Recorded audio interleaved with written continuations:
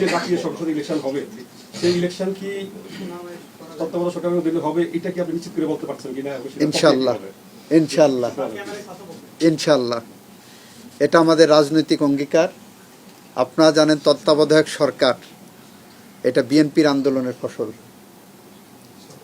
কিভাবে 91 সালের যে নির্বাচন হলো সেটা বিএনপি বেগম খালেদা জিয়ার নেতৃত্বে যে সংগ্রাম হয়েছিল সেই সংগ্রামের ফসল ছিল অন্তর্বর্তীকালীন সরকার। সেই কনসেপ্ট থেকেই তত্ত্বাবধায়ক সরকার প্রক্রিয়ায় গেছি। 96 সালে বিএনপি পার্লামেন্টে ত্রয়োদশ সংশোধনের বিল এনেছিলেন, এনে নির্দলীয় নিরপেক্ষ তত্ত্বাবধায়ক সরকারের সাংগঠনিক রূপরেখা তৈরি করে দিয়েছিলেন এবং বিএনপি এটার জন্য বিগত 16-17 বছর ধরে সংগ্রাম করেছেন।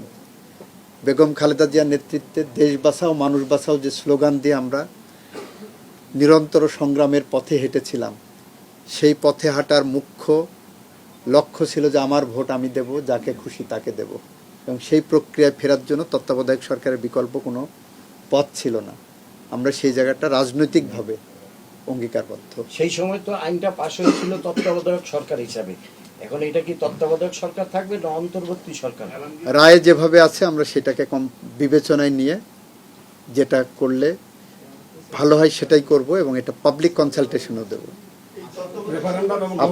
আপনারাও সেটার পার্ট হবেন। এই সংশোধনী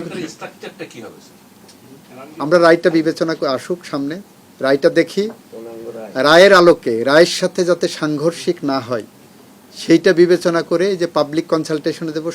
সব শ্রেণীর মানুষের, সব মতের মানুষের, সব পথের মানুষের সাজেশন নেব।